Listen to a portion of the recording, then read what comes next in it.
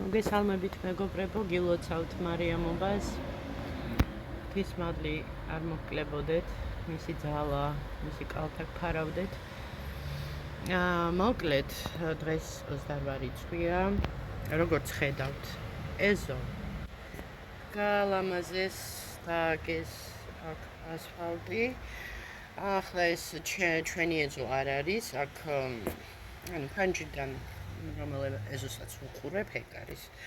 ხო, ჩვენ ეზოში დიდი ხნის წინ გააკეთეს ასფალტის, კიბეც, რა ვიცი, ყველაფერი. რა ქვია, სამხანაგობა როა რა, მოკლედ ესე გააკეთეს. ესეთი ამინდია დღეს, უღრუბლოცა, და რა ვიცი, კიდევ ცხელა, ჯერჯერობით კიდევ ცხელა. ხო და ესეთი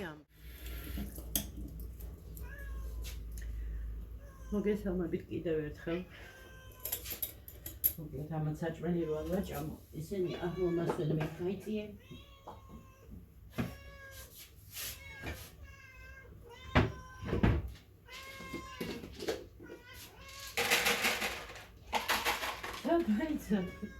მოიცადე.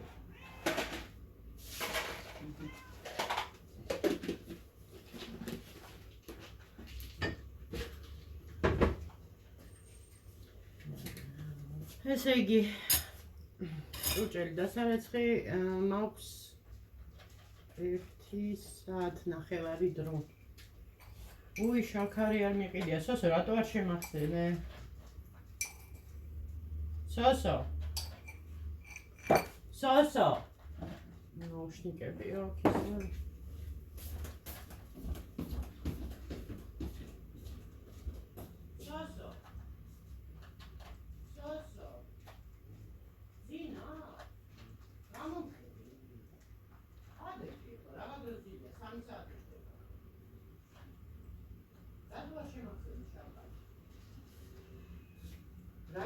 რა შაქარი არ გვაქვს. ძილი შეიბრუნა მოგვა. რაღა დროს ძილი შებრუნება 3 საათი ხდება.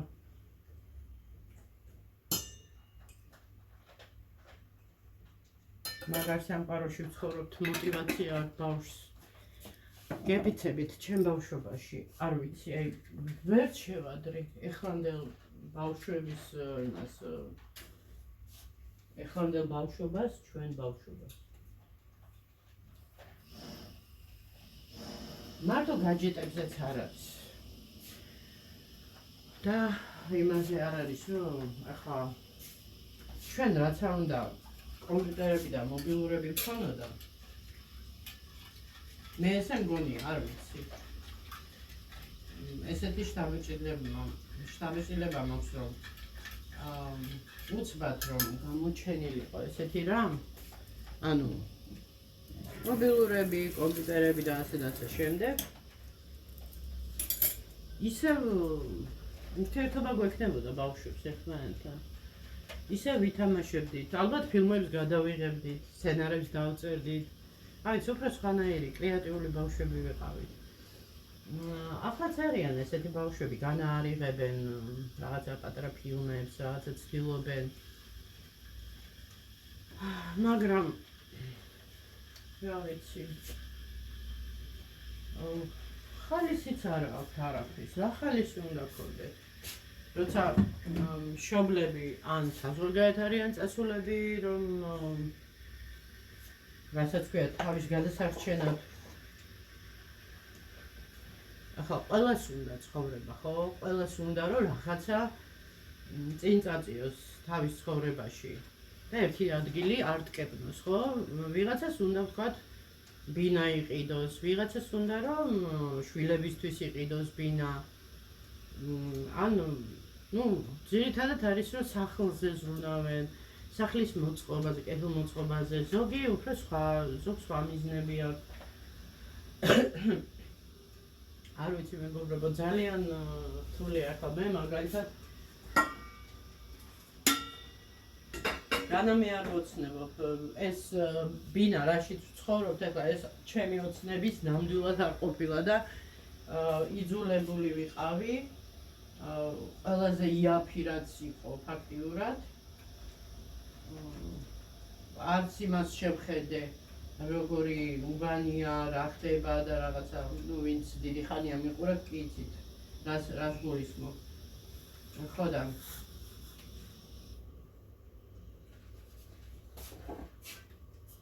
არ ვიცი რა მოკლედ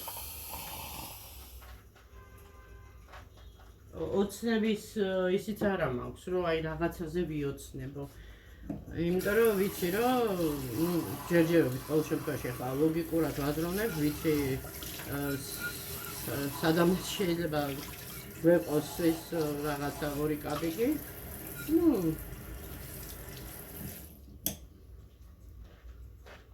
ზოგი რომ ამბობს რომ ესო ისევ იმ თემას ვუნდები მე მაპატიეთ რომ განიკითხავენ იუთუბერებს, ახლა ძალიან ცნობილი იუთუბერები ცდებენ ხოლმე იმას დონაციას და ეს გასამართლებელი რომ იმას სჭირდება, იმიტომ რომ კაი კონტენტი აქვს და კარგ რაღაცებს იღებს. შეკაი ადამიანო, კარგ რაღაცებს მეც გადავიღებ რომ მქონდეს ეგეთი დონის კამერა, მოტივაცია მექნებოდა.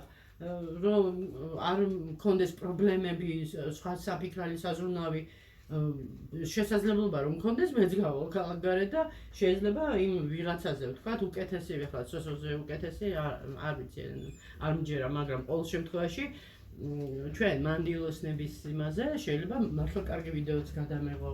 რატომაც არა ვერ გავიგე ვიზერითი ვარ დაკლები ვიდეოების გადაღება ძალიან კარგად ვიცი და მეხერხება. ახლა ეს ყოველდღიური ვლოგები ეს არ არის ის კატეგორიის ისა რომ ვთქვათ რა. ანუ მაგრამ ამ კონტენტსაც უნდა რა თქმა უნდა განვითარება. ახლა როგორ თქვენ გჯერათ რომ ახლა მაგალითად ეგინეროა ხო? ამერიკაში რო ცხოვრობს ოჯახთან ერთად. რა არ ვითარებს თავისა არ განვითარება ქვია იმას თუნდაც რომ იქ ვთქვათ რაღაცა ახალი სახლი შეიძინეს, იქ რაღაცას ააკეთებენ, ბაღია თუ იქ სამზარეულოში ტრიალებს თუ რაღაცა, იმას ყველაფერს ხო სჭირდება რაღაცა ისა სახსრები ხო? და ეს YouTube-დან რო შემოდის ცალკე ეს ხელფასის სახით, ცალკე რეკლამების სახით, ცალკე იქ საჩუქრები, ანუ მე ვიცახი ფინანსური საჩუქრები, ანუ თანხის სახით საჩუქრები, იმეთი რა თქმა უნდა ახლა იმას აკეთებს რომ ოჯახსაც ასე ვთქვათ უფრთხილდება და უვლის და ანუ ხარჯები იქნება თუ რაღაცა და თანკი და კონტენტსაც უფრო საინტერესოს ხდის. ახლა როგორ გახდი შენ კონტენტს საინტერესოს რამოდენიმე წელი ერთი და იგივე ტიპის ვიდეოს რო იღებ, ეს იმას ნიშნავს რომ ვერ მიდის წინ არქივი, ვერა, მე რა რომ ყოველდღიური ის არის ვლოგები. ყოველდღიურ ვლოგებსაც უნდა რაღაცა ცოტა რაღაცა ხალისი. ახლა მაგალითად ჩვენ მე და სესე რო ვიყავით მაშინ ზღვაზე ხო? ხო იყო ცოტათი განსხვავებული, ხო იყო უფრო საინტერესო საყურებელი, მაგალითად როგორ ვიღვიძებდით იქ რაღაცა იმ ნაქირავ ბინაში და როგორ სადილობდით, როგორ გავდიოდით ზღვაზე, როგორ დავბოდებდით, მოკლედ რაღაცა ესეთი საინტერესოა უფრო ხო, რა მრავალფეროვანი. ახლა როცა შენ მაგალითად ვირივით შრომობ სახლი, სამსახური და პატარა დროსაც რაღაცა ძლივს გამოძებნი რომ სადღაცას გახვიდე ცოტა მოშოთებით. ნუ აი კაი ახლა სახლიდან სამსახურამდე სრულიად სიტყვის მნიშვნელობით ორი ნაბიჯია და ახლა ამ ორ ნაბიჯზე რა ვიდეო უნდა გადავიღო ხო? კაი გადავდგე ორი ნაბიჯი, გადავიღე 2 წუთიც არ გამოვიდა, უნდა გავთიშო. აი ახლა თქვათ გასავლელი რომ მქონდეს ცოტა მეტი გზა, იქ შეიძლება თვალსწყალი დაალევინოთ, რაღაცას შეეხედოთ აქეთ-იქით და რაღაცა ვთქვათ, მაინც არის ის რომ რაღაცა უნდა იყოს საინტერესო. ახლა მე იმას არ ვიძახი რომ მე მინდა თქო დონაცია არხის განვითარებისთვის, კარგი კი იქნებოდა, რა თქმა უნდა, კარგი იქნებოდა, მაგრამ არარეალურია ჩვენ რეალობაში არარეალურია, იმიტომ რომ მაშინ კარგი კამერა უნდა მქონდეს. მქონდა ერთ დროს კარგი კამერა, ანუ პროფესიონალი კამერა, რომლითაც მართლა ხარისხიანი გამოსახულება იყო. ახლა მე სპეციალურად შემოვატრიალე, ანუ ფრონტალურით როგორ ქვია, ანუ ჩვეულებრივი კამერით ვიღებ, 60 FPS-ია, იმედია კარგად იღებს და ანუ ჩემ თავს ახლა ვერ ვხედავ, ხო. და მინდა რომ იყოს უკეთესი ხარისხი, რა თქმა უნდა. ეხლა ცოტა ხნის უკან ვიყავი გასული და ისე შევიარე დავათვალიერე რა, მეთქი გადავხედავ, არც ერთი აი განვითარებული მობილურების კამერები არ მომეწონა რომ ნახე, ძალიან ესეთია. ისევ ეს ჯობია, თქვენ წარმოგიდგენთ, უბრალოდ ბატარეა აქვს ძალიან დასუსტებული და ეს არის პრობლემა. მაგრამ არა უშავს.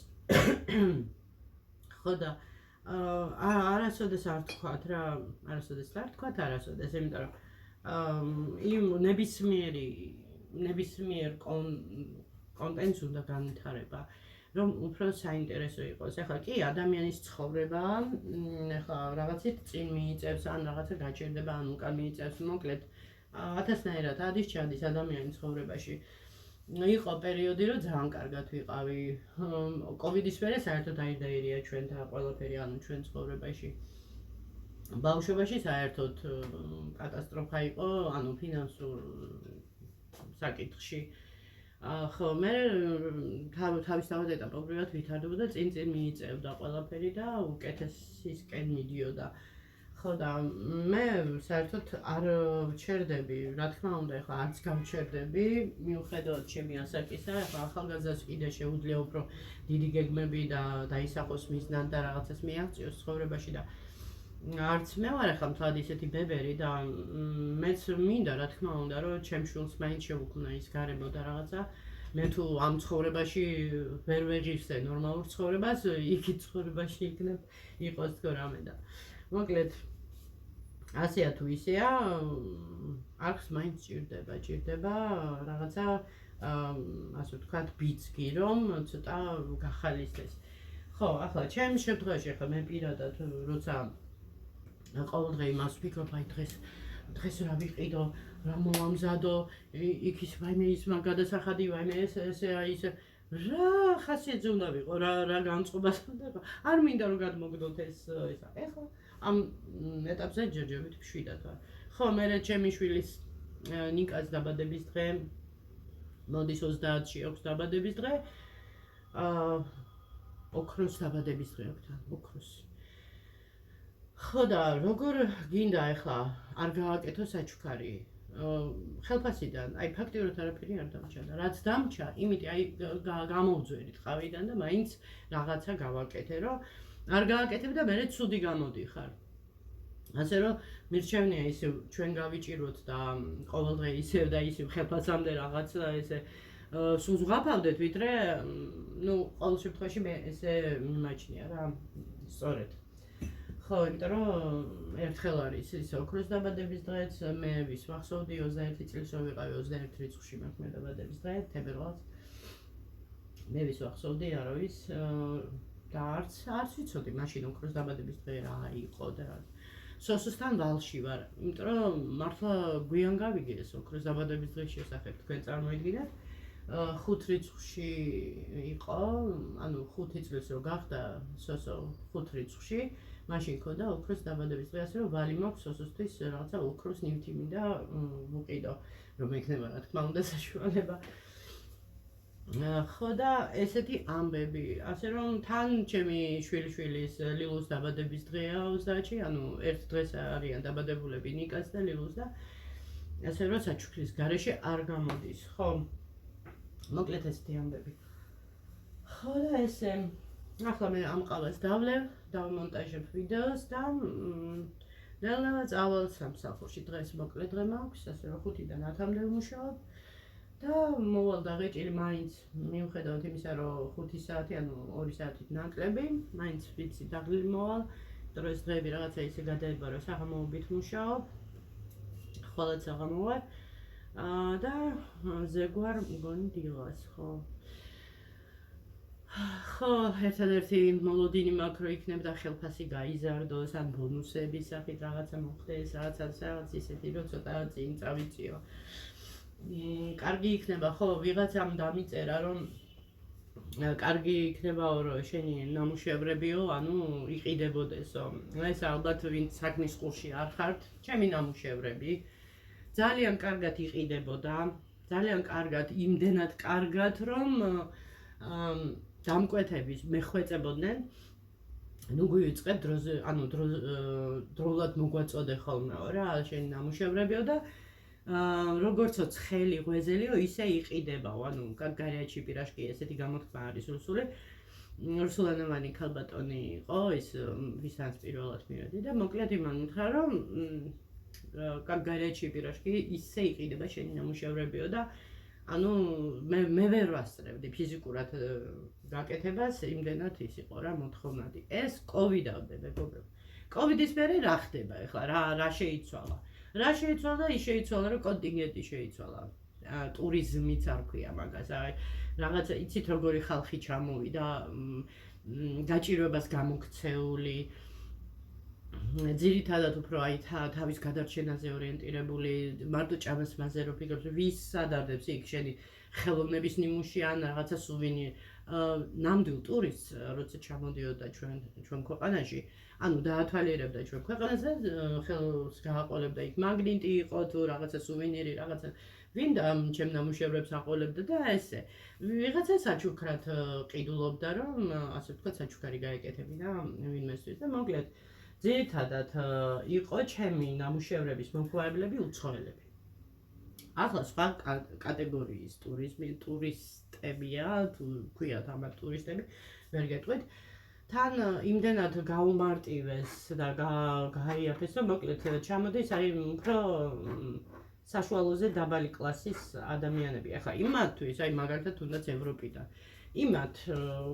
იმათი ევროები ჩვენთან როგორ გითხრათ, აქ 64-ში გოდიათ თავი ალბათ რა. იმიტომ რომ იქ გამომუშავებული ფული აქ მართლა როგორც ერთი ფილმი როა, ეს ევროტურში როა.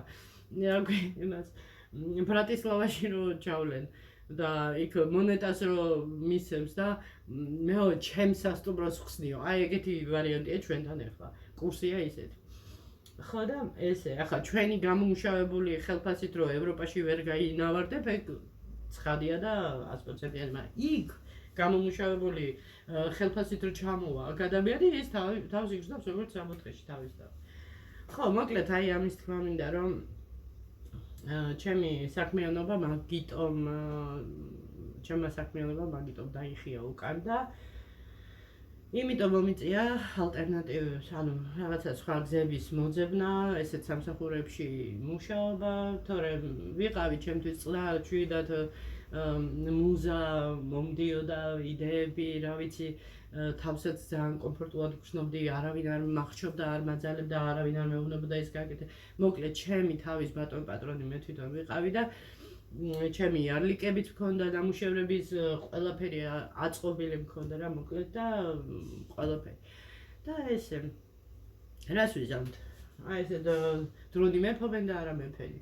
ხო, ძალიან დიდი მოლოდინი მაქვს, რომ აღდგება, რაღაცა შეიცვლება, გამოსწორდება, მაგრამ ზოგადად კოვიდის მერე ხალხის ფსიქიკაც კი გარდაიქმნა, რაღაცა შეიცვალა და სხვანაირად დაიწყო ყურება სამყაროსი და ჩვენ ხელოვანი ხალხი დავიჩაგრეთ, ვფიქრობ ამ კუთხით.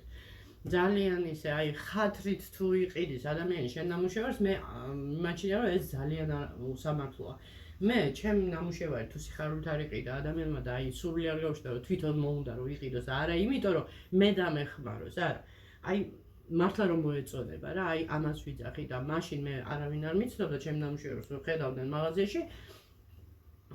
ხო გეუბნებით მაღაზიას კეტავდა და გააღებინა მაღაზიის ესა რომ გეხვეწებითო აი ეს თოჯინა მინდაო და მოკლედ აი ესე ყიდულობდა ხალხი ჩემ ნამუშევრებს, აი ესე იყო. მეგობრებო, დაგემშვიდობებით, თორემ მაღალ ხარისხში ვწერ და წარმარა ითიშება პორცია მიწევს. კარგით ავაწყობ ამ ვიდეოს და დროებით აბა მოლოდინი მაქვს რომ მალე დაგიბრუნდებით და რაღაცა კარგი სიახლეებით აბა გაკვეცეთ.